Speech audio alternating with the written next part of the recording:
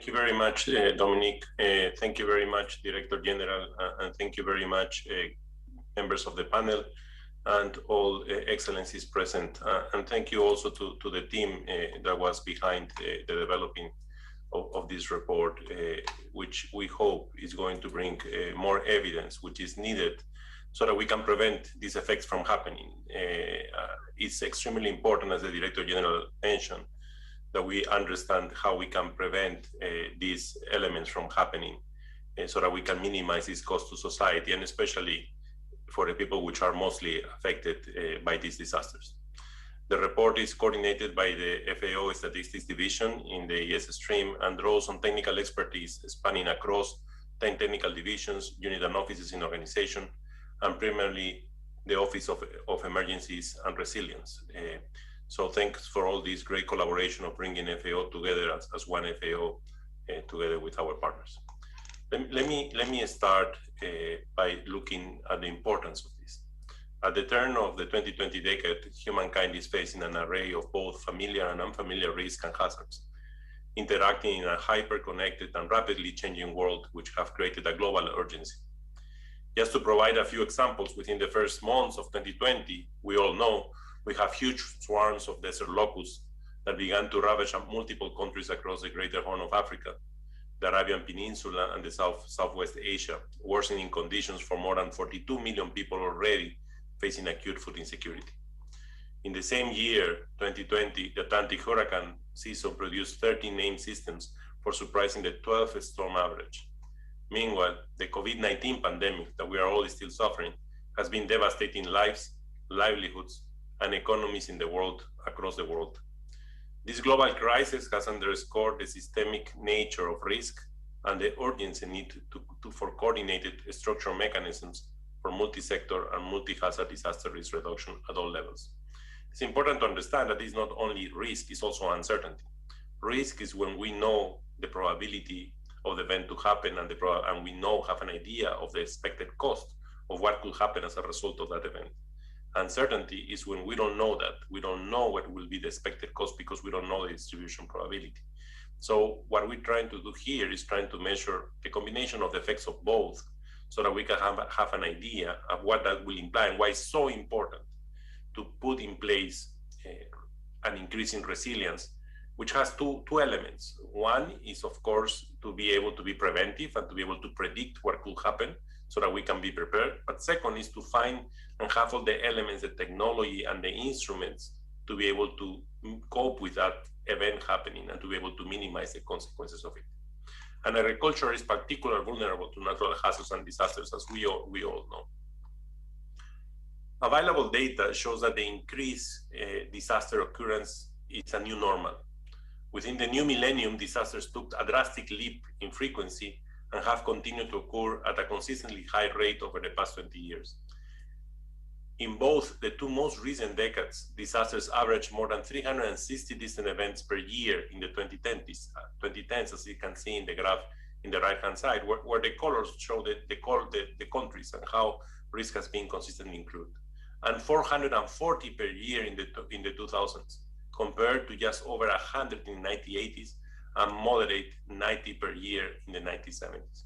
So we are clearly seeing a consistent increase in these disasters, and therefore why it's so important to understand them and to understand what they imply, the consequences, and how to cope with them. The economic loss from disaster has also risen significantly since the 2000s, in line with their amplified frequency. According to the EM.CRED database, total economic loss associated with disasters, being these climatological, hydrological, biological, and geophysical combined, has averaged roughly $170 billion dollars per year over the past decade, peaking beyond to US dollars 300 billion in 2011 and 2017. These aggregated figures do not capture the disproportionate burden borne by the most vulnerable. And that's where we are trying to open this black box and trying to understand how much the more vulnerable are being affected. The scattered evidence shows that it is generally the urban and rural poor, including the smallholder and subsistence farmers, pastoralists, fisherfolk, and wage laborers, who bear the burden of these disasters. Now, against this background and this lack of detailed information, FAO has taken a number of actions. The organization developed a tailored accounting approach to measure the impact of disaster in agriculture and in subsectors: crops, livestock, fisheries, aquaculture, and forestry, which was adopted to measure progress in the Sendai Framework for Disaster Risk Reduction. This is indicator C2. And the 2030 Sustainable Development Agenda, the SDG indicator 1.5.2. In 2015, FAO has started the production of this report, which is now at its third edition. In terms of the content, the report presents trends in disaster damage and loss in agriculture. This is possible to a limited extent given available data, which are scarce, sparse, and not harmonized.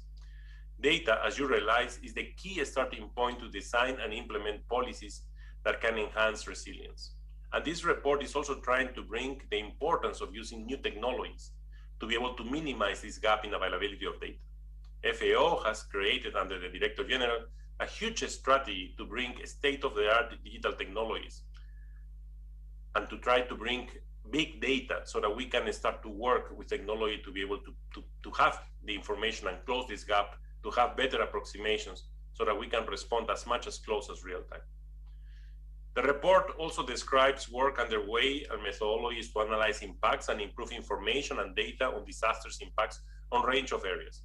The 2021 edition, the report emphasizes particularly losses in terms of nutrients, the impact of disasters in the forestry, fisheries, and aquaculture subsectors, the impact of animal diseases, locust outbreaks, and climate change, and the use of remote sensing technologies to gather data and information, as I mentioned before. We will not be able to discuss all these aspects in this presentation if we don't have all this information together. We will rather touch upon some of the insights that the report will proposes, particularly in the context of losses from disasters in agriculture, on nutrition, and on the impact of locust outbreaks and the use of remote sensing. And we invite you to look at the report online so that you can get the full dimension and information available in that report. We start to see in these two pie charts the overall quantification of damage and loss in agriculture. Ideally, a full and sound quantification of the impact of disasters will require granular data at the national level, specific by each subsector of agriculture. These data are hardly available, as several chapters of the report has demonstrated. And this is one of the efforts that we are accelerating to try to minimize these gaps, working together with the countries. However, one thing that we can see immediately, even with the scarce data available, is that agriculture absorbs significant shares of damages and loss from disaster. Data extracted from post-disaster needs assessments, the PDNAs, conducted between 2008 and 2018 shows that agriculture, including crops, livestock, forestry, fisheries, and aquaculture, absorbs 26% of the overall impact caused by the medium to large-scale disasters in low and lower middle-income countries, as it can be shown in the pie chart in the left-hand side. Relative to agriculture, industry, commerce, and tourism, take as a whole, excluding infrastructures, agriculture on its own bears 63% of the damage and loss from disasters. This is what we can see in the graph in the right-hand side. So damage and loss in agriculture as share of total damage and loss relative to agriculture, industry, tourism, and commerce between 2008 and 2018, agriculture share is 63%. Now, given the mentioned scarcity of data on the impact of disasters in agriculture, FAO estimated losses for crops and livestock through lower than expected production, which is one of the most direct ways in which agriculture is affected. Based on these estimates, between 2008 and 2018, approximately $108.5 billion was lost as a result of declines in crop and livestock production in least developed countries and low middle income countries. Just to give you an idea, this is equivalent to the value of agricultural production of Germany, Italy, and Ireland in 2018. It is around 2/3 of the value of agricultural exports from South America in 2018. And South America is one of the key producers of staple commodities in the world. Converted in calories, the 108 billion corresponds to a total of 6.9 trillion kilocalories per year, which is the annual calorie intake of 7 million adult persons, as we will show in detail later. Across all income groups, including the upper middle income countries and high income countries, total loss amounts to 280 billion.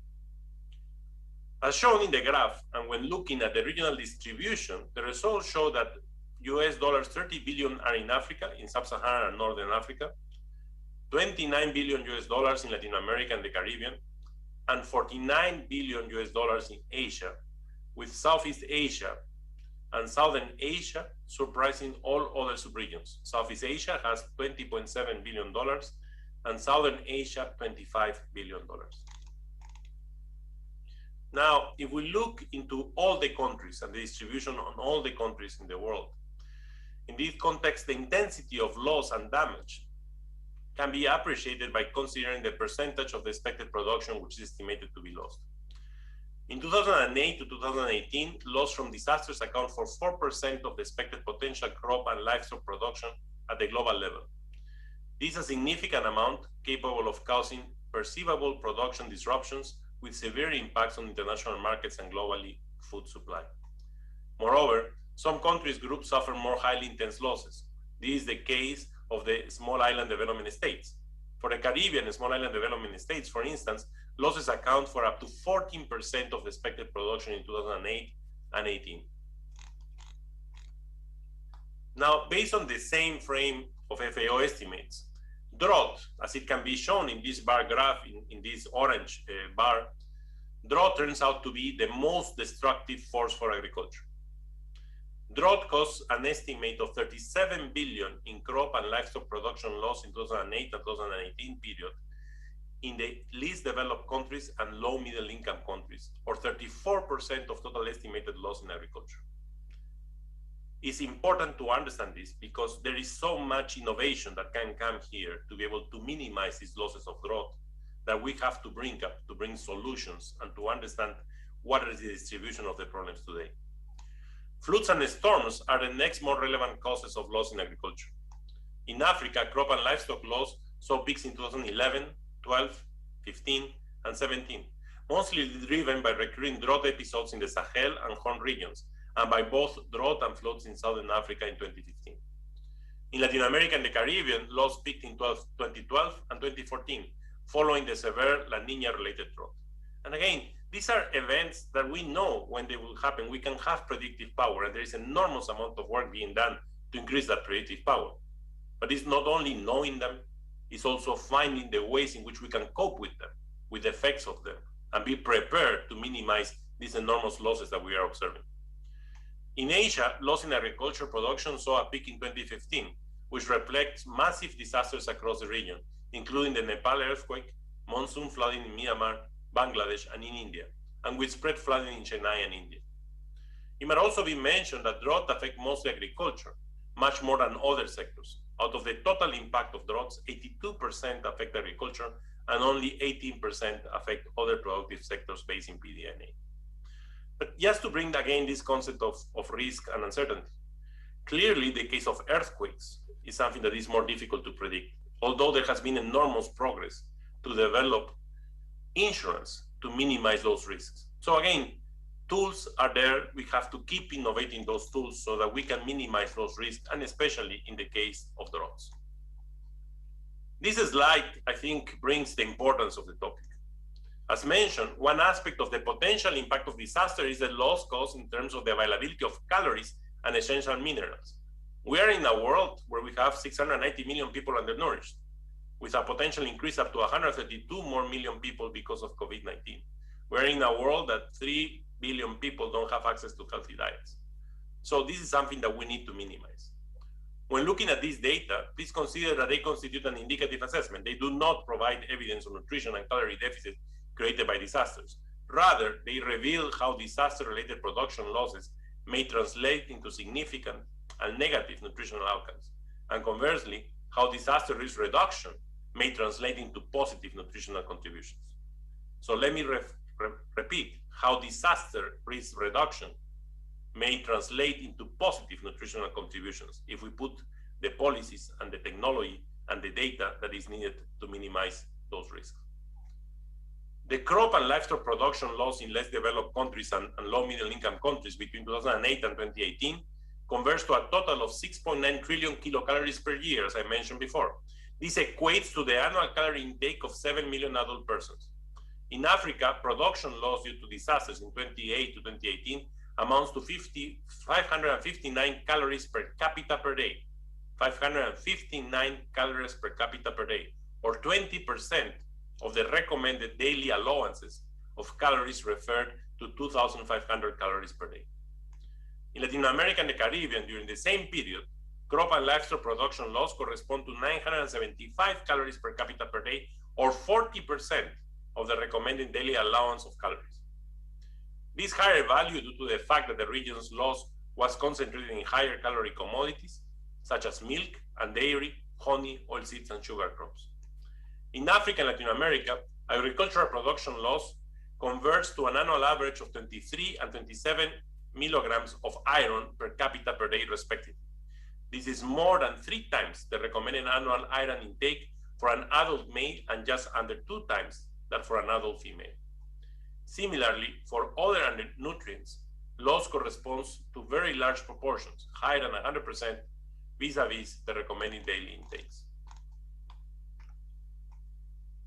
As it was said, apart from the presenting the quantification of the impact of crises as disasters on agriculture, the report also dives in the impact of some specific events.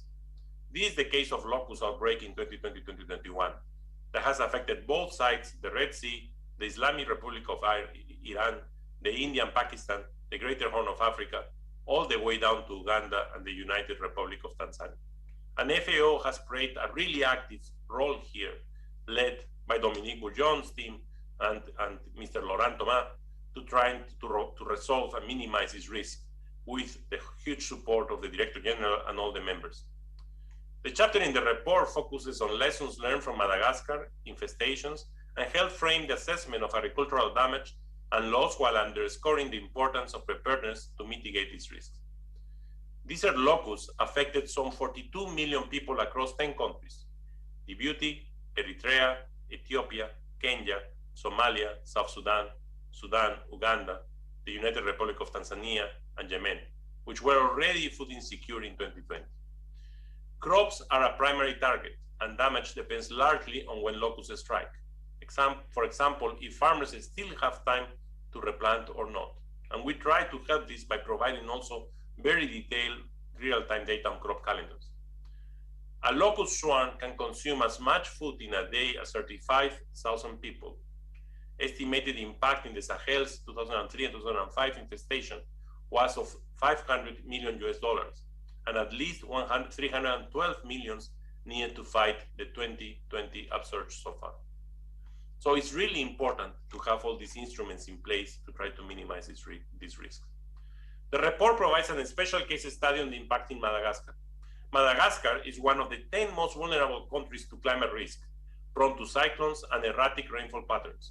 Agriculture, mostly small family subsistence farmers, 60% of the farms below 1.5 hectares, and it's composed of fragmented plots. In the southern western regions of Atsimo, Andrefana, and Menabe, estimated loss due to the locust outbreak referred to the period of 2013 to 14 reach up to 39 to 45% of the production of the rice and maize.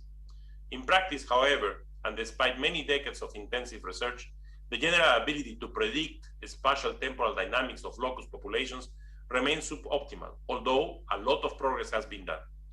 As a result, locust outbreaks are mostly unforeseen and unscattered by popular locust management strategies. And FAO is trying to bring innovative technologies using satellite information, using drones, using real-time reporting from the field to be able to learn more and to be able to have more predictive power in this respect. The main reason for this inefficiency is that the areas of initial locust aggregation are usually scattered over the vast and sparsely populated territory. FAO recommends that governments implement extensive spotting and targeting to focus spraying on locusts and avoid intense sensitive areas, use low volume formulations of pesticides, and adhere to international standards for safety and environmental protocols. However, such large-scale pesticide treatments can have significant environmental impacts, especially on non-targeted organisms. This is an issue in countries with a great biodiversity such as Madagascar. Remote sensing can help by providing real-time information about the conditions favorable to locust breeding and gregarization. Data on the impact of these and other disasters, however, remains scarce. The FAO approach to compute damage and loss from disasters offers a basis for strengthening statistical capacities for effective monitoring and data collection. But let me repeat again, we need to keep innovating. We have done a huge progress in FAO to try to learn more about the probability of these plagues to happen, but we need to keep bringing state-of-the-art technologies so that we can help countries to be able to minimize those risks. As mentioned, the scarcity of granular data is an overarching theme of the report, together with the discussion of methodologies and solutions to obtain more data. There's another chapter in the report, the last we want to mention before closing, discusses the remote sensing methods and their use in the assessment of disaster impact. One of the rules we have now in FAO is that we not only bring problems, we try to bring solutions to those problems. And this is what we believe remote sensing can do. As you are aware, remote sensing is the practice of acquiring information about various phenomena using remote instruments. This is inherently useful for disaster management and impact assessment. Utilizing special cameras and other imaging and non-imaging sensors mounted on satellites, drones, aircrafts, remote sensing measures can actively or passively, using energy radiation emitted from reflected from the Earth, provide better information real time for this analysis. Here, what we present is 3 ways in which we can provide this type of information. First, disaster robotics. Use tactical and manned systems to collect data that complement what we are doing based on observations. Allow for exploration of dangerous or inaccessible areas post-impact, but also pre-impact. Wireless sensor networks. Employ a fleet of dispersed, dedicated, and autonomous sensors to monitor different physical conditions. Relative to early warning systems, can capture real-time changes in variables such as atmospheric humidity, temperature, water levels, and others, and can be set to automatically transmit warnings when thresholds are surpassed. And finally, machine learning, spatial information technology, of course, and artificial intelligence, which help us to aggregate all this big data so that we can identify and come up with the thresholds and the early warning systems that we need to put in place. One example of how FAO uses this is a remote application of remote sensing is the Agricultural Stress Index. The Agricultural Stress Index is a snapshot indicator for the early identification of croplands that are highly likely to be affected by drought. By identifying the areas affected by drought, we have a good starting point to estimate the losses that one specific event might have. At the same time, it serves as an early warning to events that can trigger measures to mitigate this impact. The index is based on 1 kilometer resolution remote sensing data of vegetation conditions and land surface temperatures, incorporating information on agricultural seasons and crop cycles. It also employs crop mask or pixel filters that enable its analysis to hone in on farming areas and specific crop classes, mainly wheat, maize, rice, sorghum, millet, and beans. The ASI uses nearly real-time satellite information received by FAO every 10 days, which is an ideal time frame because it allows the analysis to factor in the soil water holding capacity, an important characteristic that determines how long moisture remains available to crops. And this is one of the early warning systems we are putting in place in the Situation Room that FAO is developing. Let me conclude by saying the following. We know that with the new millennium, disasters frequency has increased considerably and has constituted increases over the past 2 decades. We also know that agriculture absorbs significant shares of estimated damage and loss from disasters, primarily through reduced production, which impacts value chains and can place all dimensions of food security and nutrition at risk. In the past year, we observed how the COVID-19 crisis has changed the scale of risk against the backdrop of an increasingly complex and globalized world. We are completely interconnected.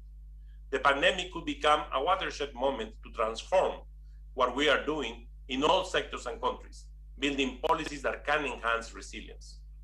And again, we need to have predictive power, and we need to find technology and innovation to allow countries and households and farmers and fisheries to be able to cope with this risk when they occur. We know that the design of policies and programs requires a solid evidence basis, which is currently incomplete and missing in certain areas. And we need to put enormous efforts to reduce this. Data collection efforts need to be strengthened at the national and international level to create a consistent evidence based on disaster impact in agriculture and in its subsectors. This requires enhanced knowledge, sharing and capacity development activities in which FAO is active already. And it requires, of course, using state-of-the-art technologies so that we can make this as real-time as possible. FAO developed in 2018 an approach to compute damage and loss in agriculture that is now the reference to report progress in international fora, particularly the Sendai Framework on Disaster Risk Reduction and the 2030 Sustainable Development Agenda. The scale up of this approach can form the basis of a consistent statistical assessment. Let me close with a final message about the crucial importance of managing the growing and increasingly global risk that we face and the disaster we observe. Risk can only be managed effectively on the basis of sound evidence, of sound science, and regular monitoring. This is even more important in the light of COVID-19. And knowing the magnitude of the losses allows us to understand of the importance of investing in new technologies in research and development, because we will have a significant economic return of these investments. So we need to act quickly, we need to keep evolving, we need to bring solutions, not just bring up problems. Thank you very much. It's a pleasure. No, COVID-19 has shown us how important it is not only to cope, but to be preventive and to have predictive power. We need to develop tools that could allow countries to foresee what could be happening. And FAO is doing a huge effort with the One Health approach together with OIE and WHO. But it's a comprehensive set of tools that we need to bring together to create this. FAO has around 12 weather stress to water stress and so on. And the important thing and what we have learned is that we need to combine all those so that we can bring with the 12 at the same time, so countries can assess the potential risk they will have in different thresholds of different elements of the potential risk, but also that we need to have some way to combine them so that we can alert countries in advance. That requires investment, that requires working with the state-of-the-art technologies, and that requires pretty good data, real-time data to be able to do that. That's the only way we could predict and have some predictive power. The second element, and I think which was mentioned, is how what we have learned from COVID-19 is that this is a huge opportunity at the end of the line to build back better and to build back in a sense that we are more resilient. No? There was a question about infrastructure. It's not only building infrastructure, it's building infrastructure with the sensors, with the technology in place that will allow us in the future to have information of the potential stresses. If I build a bridge, I need to have the sensors in place. So I know if the bridge is stressed for an increase in the river flow, for example, and how much it can resist, how longer it can resist. So all these tools have to be there. We have to really use these programs that we have right now of recovery plans in the correct way, target properly the areas, put the technology in place so that we can minimize in the future these potential risks. And finally, we have to enforce, for the case specifically of food and commodities, mechanisms like the Agricultural Market Information System, which what they do is try to bring to the markets assessments of what is the situation of the production, supply and demand and stocks that will allow us to minimize uncertainty in the markets when we are facing these stresses, like what happened at the beginning of COVID-19, where we had to put all this information out so that countries knew that there was not need to put export restrictions and export bans that could create a potential problem. Thank you, Dominic. Sure. No, I think that there are two important elements. No, one is, of course, the emergency element, which is central. So we need to respond to the most vulnerable people affected by the shock, and that's emergencies. But the second element is this concept of build back better, how we can learn from the emergency so that we can in the future minimize those risks. Remember, the concept of resilience is not only to cope with the risk, but also to try to minimize that risk from happening. And that's exactly what we need to learn. And in the case of locusts, I think, and Dominic can go more in detail, but I think FAO has learned a lot in the last years on how to cope with this and how to try to be more preventive and minimize those risks.